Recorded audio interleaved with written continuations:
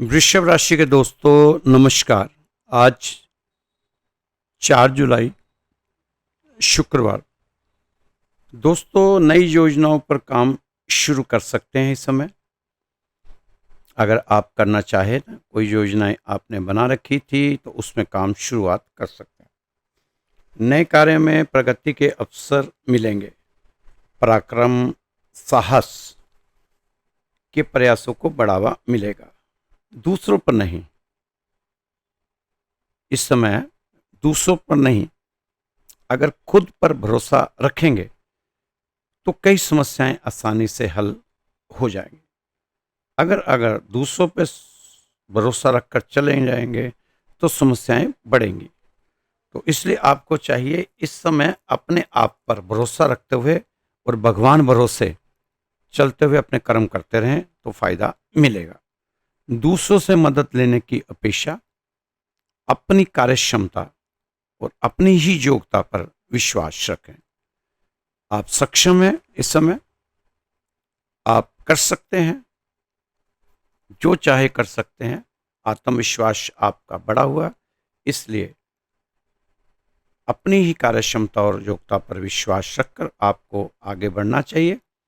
सही समय पर सही निर्णय लेना बहुत जरूरी है दोस्तों, क्योंकि जब समय निकल जाता है उसके बाद फिर पछतावा होता है। इसलिए इस समय अच्छा समय है, अनुकूल है। जो निर्णय लेना चाहते हैं आप अपने भविष्य के लिए, वो ले सकते हैं। क्योंकि किसी भी निर्णय को लेने में बहुत अधिक समय लगाने से कई बार उचित मौके हाथ से निकल जाते हैं, क्योंकि हम टालते रहते हैं, कल कर लेंगे, परसों कर लेंगे, फिर कर लेंगे, देख ही जाएंगे। तो वो मौके हाथ से निकल जाते हैं, फिर पछतावे के अलावा हाथ में कुछ नहीं रहता। दूसरों की सलाह पर अमल करते समय उसके सभी पहलुओं पर सोच विचार जरूर कर लिया करें। विपरीत लिंगी लोगों से एक निश्चित दूरी बनाकर रखें। अपने कार्य क्षेत्र में अपने महिलाओं से, महिलाएं पुरुषों से एक निश्चित दूरी बनाकर रखें तो ज़्यादा सही रहेगा। प्रैक्टिकल बने और अपने कार्यों को प्राथमिकता पर रखें। किसी के साथ व्यर्थ की बहस में पड़ने में परहेज करें। बेवजह दोस्तों तर्क वितर्क, बहसबाजी, वाद विवाद, इससे दूर रहें ना। क्या रखा है इन चीज़ों में? आप अपने काम की तरफ ध्यान दिया करें।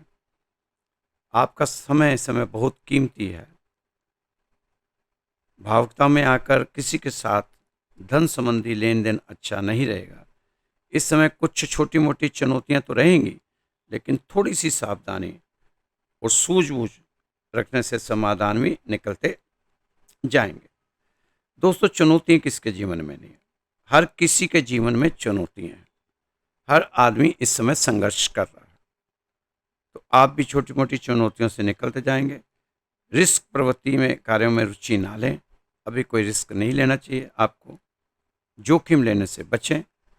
मन में नेगेटिव सोच को, विचारों को स्थान ना दें।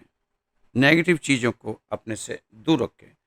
इससे बचने के लिए खुद को व्यस्त रखना बहुत ज़रूरी है, क्योंकि आप जितना व्यस्त रहेंगे उतना ही ऐसी चीज़ों से आप दूर रखें। क्योंकि आपके पास समय नहीं होगा इधर उधर का सोचने का, किसी के पास आने का नहीं, जाने का नहीं। अपने काम में व्यस्त रहो तो आप देखेंगे कि तरक्की के रास्ते कैसे खुलते हैं। सरकारी नौकरी में अपने लक्ष्य को करने में उच्च अधिकारियों की भी मदद मिलेगी। उच्च अधिकारियों से बना के रखें, तभी आपको मदद मिलेगी। आपको अपनी मेहनत और लगन के अनुकूल परिणाम मिलने की उम्मीद लगाई जा सकती। दोस्तों यह समय जो है आपके लिए तरक्की भी है और छोटी मोटी चुनौतियां भी हैं। तरक्की तो हो ही रही है, लेकिन छोटी मोटी चुनौतियां आएंगी। दोनों ही होगा, तरक्की और चुनौतियां। अपने आप को परिस्थिति के अनुकूल ढालने का प्रयास आपको ही करना है, आपको ही करना होगा। सफलता प्राप्त करने के लिए खूब मेहनत करें, डट के मेहनत करें, जम के मेहनत करें। पॉजिटिव माइंडसेट के साथ लाइफ में आगे बढ़ें। इससे हर कार्य के अच्छे रिजल्ट देखने को मिलेंगे। नवीन प्रयासों में सहजता दिखाएं, जोखिमपूर्ण कार्यों में बचने की जरूरत है। व्यापार करने वाले लोगों को कार्य क्षेत्र में काम के सिलसिले में मेहनत ज़्यादा करनी पड़ेगी। नौकरी करने वालों पर आज काम का प्रेशर ज़्यादा रह सकता है। इस समय आपको अपनी ही गलतियों का रिव्यू करने की जरूरत है। आप अपने आप सतर्क रखें। अगर कोई नया मौका आता है तो हाथ से बिल्कुल ना जाने दें। दोस्तों, नए प्रकल्प और अवसर आपके सामने जरूर हैं, लेकिन आपको अपनी प्रतिभा तो सामने लानी ही होगी। इसी तरीके से आप अपने भविष्य को सुखद बना सकोगे। अपने कार्यों पर नए विचार और दृष्टिकोण की खोज आपको बहुत अधिक महत्वपूर्ण उपलब्धियां प्राप्त करने में सहायक होगी। इस समय आप अपने माता पिता की जिम्मेवारियों को उठाने का पूर्ण प्रयास करें। दोस्तों, अगर माता पिता आपसे खुश हैं, माता पिता का आशीर्वाद आपके साथ है, तो समझो चंद्रमा और सूरज, ये दो ग्रह ऐसे हैं, ये आपसे कभी भी नाराज नहीं हो सकते और हमेशा आपको अच्छे प्रभाव दिखाएंगे। सूरज और चंद्रमा तब जब आपके माता पिता आपसे खुश हैं, राजी हैं और आपको हमेशा उनका आशीर्वाद प्राप्त रहता है, तो समझो फिर चंद्रमा और सूरज, ये दोनों भी आपके बहुत ज़्यादा सहायक होंगे। दोस्तों, आपको बहुत अधिक महत्वपूर्ण उपलब्धियां प्राप्त करने में सहायक होगी। इस समय आप अपने माता पिता की जिम्मेवारियों को उठाने का पूर्ण प्रयास करें। आप बेवजह किसी बात को लेकर क्रोध ना किया करें। अपनी रोज की गतिविधियों को व्यवस्थित रूप से करने से आप अपने निजी कार्यों के लिए समय निकाल सकते हैं। दोस्तों, अपनी रोजाना की छोटी छोटी गलतियां जो हो जाती हैं जाने अनजाने में, उससे थोड़ा सी दूरियां बनाएं और जो गतिविधियां करते हैं उसको व्यवस्थित ढंग से करें, तो ज़्यादा आपको फायदा होगा। अपने निजी कामों के लिए समय निकालना चाहिए आपको। व्यवसाय में अपने प्रोडक्ट की क्वालिटी का और बेहतर बनाने की ओर थोड़ी आपकी सोच जरूर बननी चाहिए, क्योंकि प्रोडक्ट में अगर क्वालिटी है तो दोस्तों तभी बात बनती है। नहीं तो फिर आजकल तो कंपटीशन का ज़माना है। आप थोड़ा सा हिले नहीं तो दूसरा आपकी जगह लेने को तैयार बैठा है, आपसे सस्ते रेट में। अगर आपकी क्वालिटी में दम है तो फिर आपको कोई मार्केट से हटा नहीं सकता। फिर तो आप मुंह मांगा रेट लें और अपने प्रोडक्ट को जैसे अपनी मर्जी से बेच सकते हैं। दोस्तों, शादी का डर कैसे दूर होगा? कई बच्चे हैं शादी करना नहीं चाहते, उनके माता पिता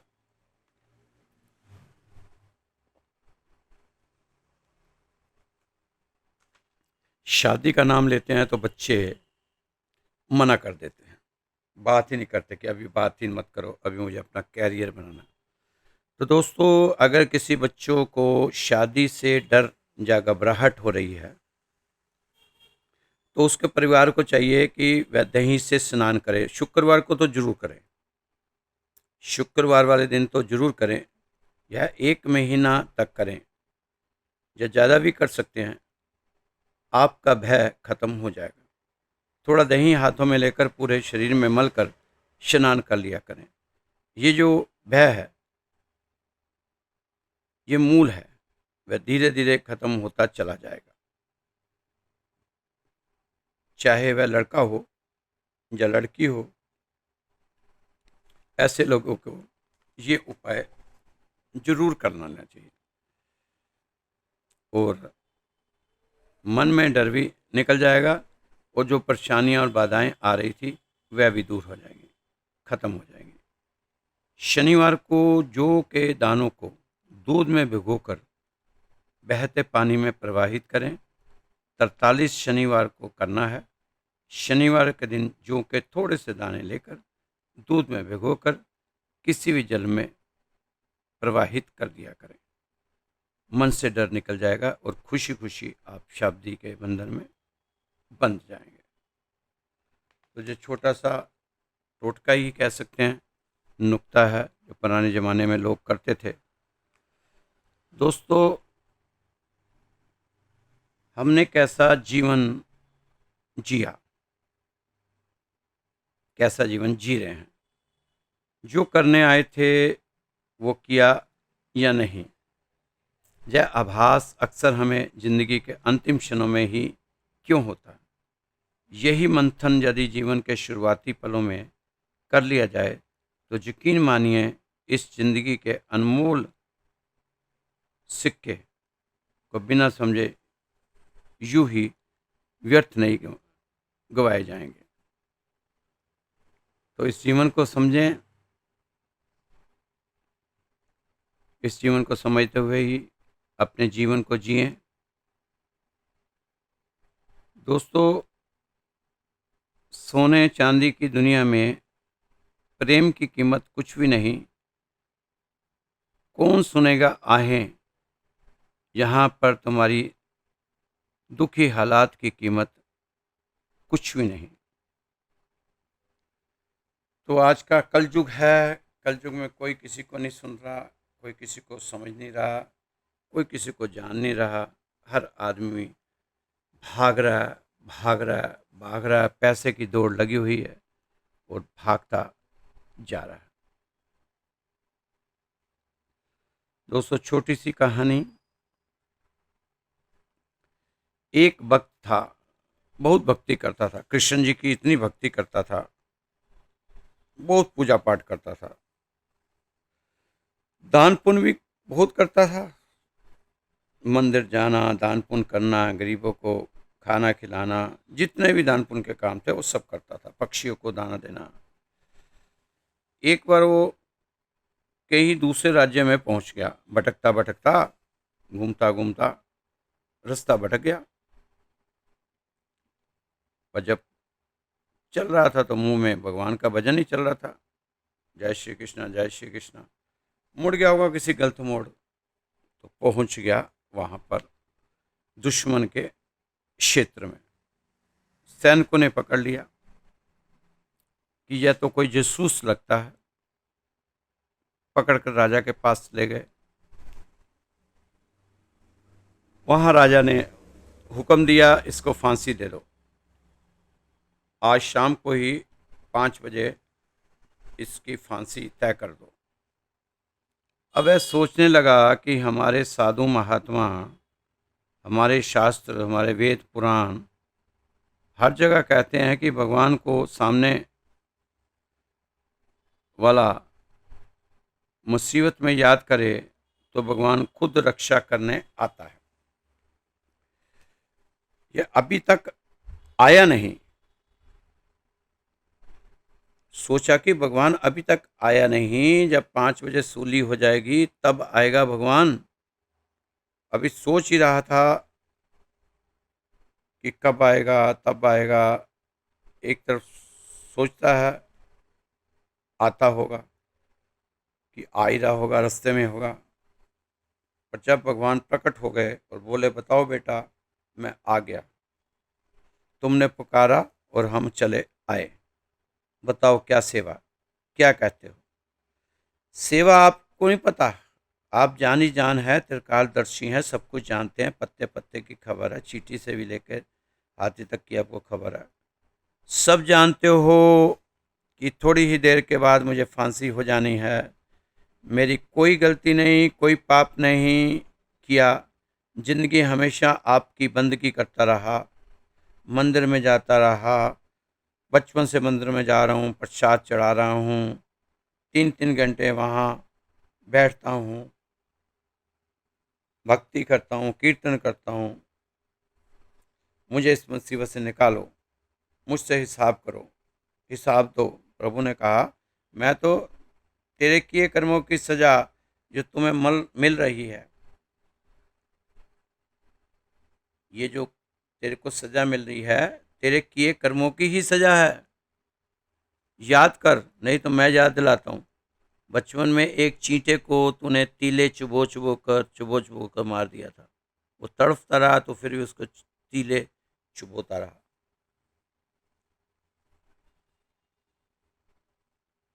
और चुबो चुबो कर तूने मार डाला। ये वही सजा है। प्रभु, ये तो आपका हिसाब गलत है, नाइंसाफी है।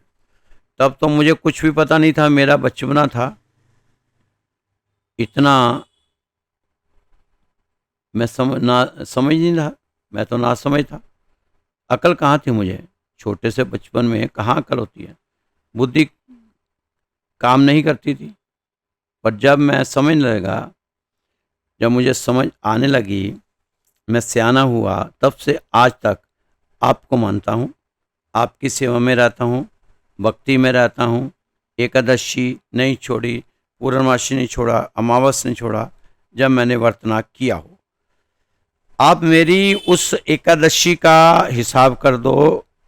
वो प्रसाद मंदिर जो मैं लेके जाता था पूर्णमासी पर, उसका हिसाब कर दो। नवरात्रों में मैं 9 व्रत रखता था, उसका हिसाब मांग रहा हूँ। प्रभु, वह जय मेरे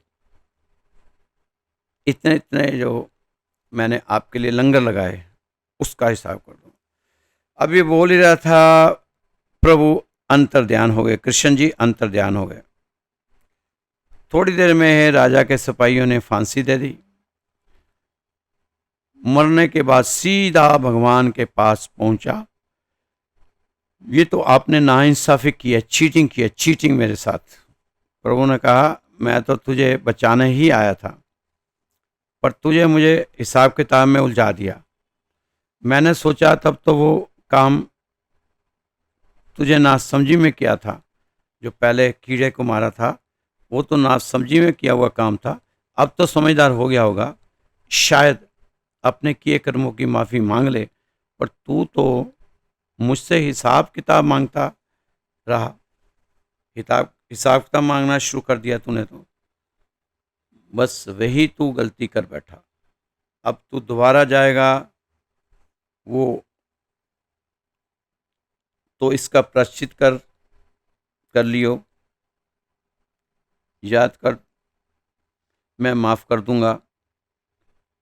जिसने तुझे इतना सुंदर शरीर दिया, क्या उसके मन में तूने बसाया है? रोज ये पढ़ाया समझाया कर, जब तक संयम धर्म, तब तक घबराना नहीं, गवार नहीं बनना। जिसने ये शरीर ऐसे ही गवाया बिना प्रभु के नाम से, वह गवारी ही कहलाता है। कोई भी व्यक्ति पूरा नहीं है,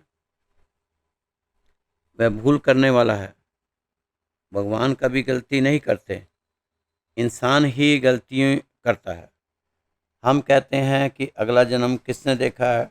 खाओ पियो मौज करो।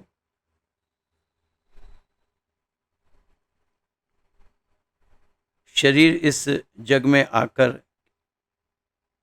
क्या कमा कर जा रहा है? भगवान के पास हमारे पहले की सारे जन्मों की कहानी है। उन कहानियों से ही तेरे अंदर अच्छे कर्म कब निकल कर तुझे श्रेष्ठ जन्म दे दें। ये तेरी सही जो तेरी जिंदगी है। भगवान ने जब इस सृष्टि को रचा, तो तब से ही धरती पर आया, पर तेरे को याद नहीं, क्योंकि भगवान तेरे पिछले सारे जन्मों के कर्मों की कहानियों पर डिलीट मार दिया। तुझे खुद भी याद नहीं। अगर याद रहता तो तुम किसी का जीने नहीं देते किसी को। पिछले जन्म में जो यहाँ छोड़ कर गए थे उसको तुम इकट्ठा करते जाते, और अब जो जन्म लेना था उसके लिए वहाँ छोड़ जाते।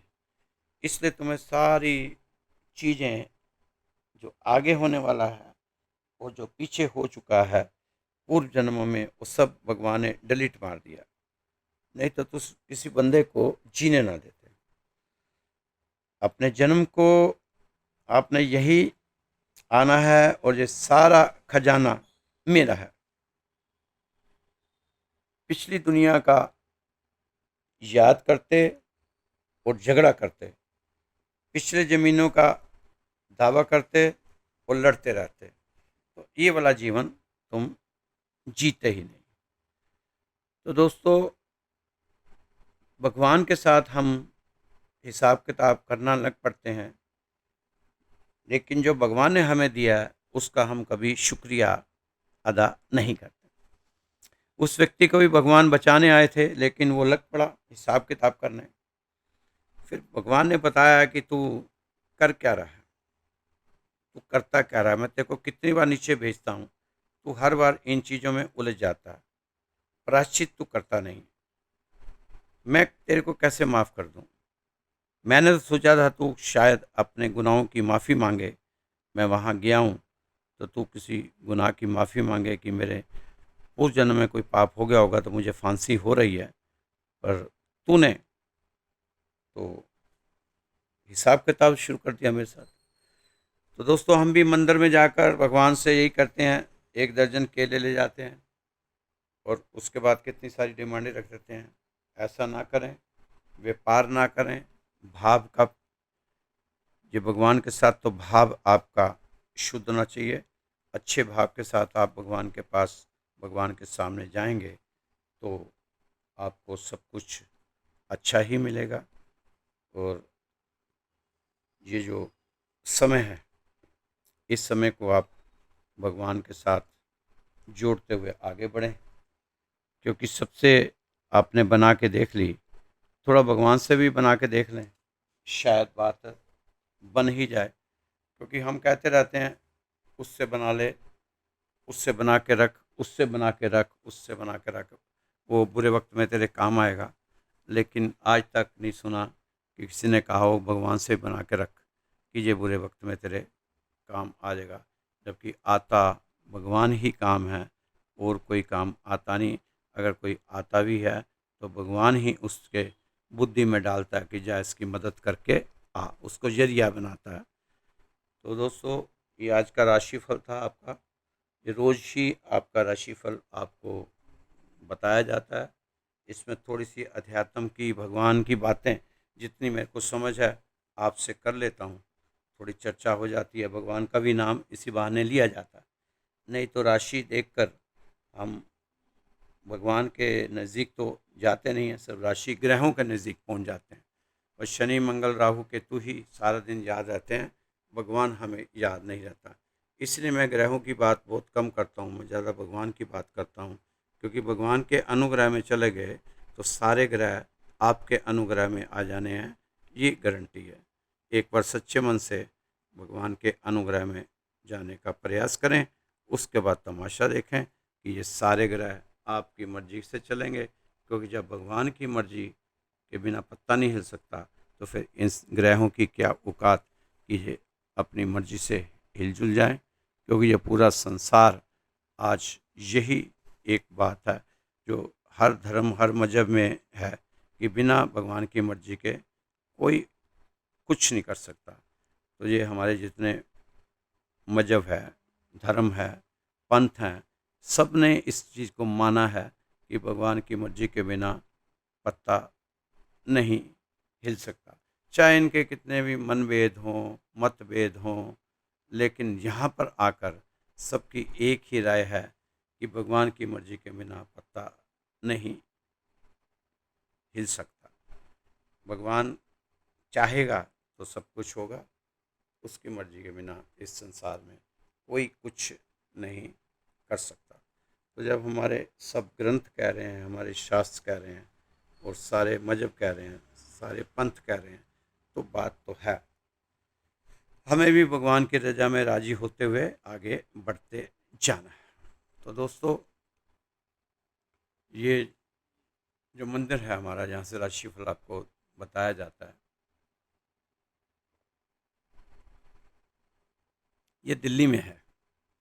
दिल्ली में उत्तम नगर के पास विकास नगर है। साथ ही हमारे 6-7 किलोमीटर पर द्वारका है, 3-4 किलोमीटर पर विकासपुरी है, 5-6 किलोमीटर में जनकपुरी है।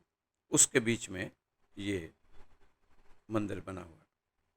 अगर आपने भी कोई अरदास लगानी हो या कुंडली आपने भेजनी हो, जन्म पत्रिका, तो आप मेरे व्हाट्सअप नंबर पे भेज सकते हैं। उसका कोई शुल्क नहीं है। हाँ, 15 से 20 दिन लग जाते हैं।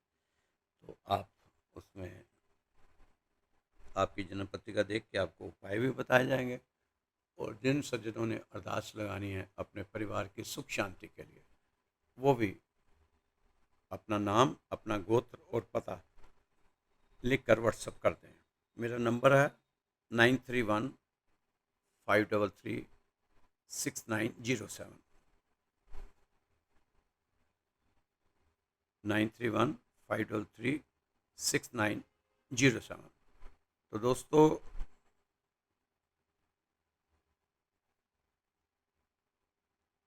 खुश रहो, मस्त रहो, स्वस्थ रहो, व्यस्त रहो, तंदुरुस्त रहो।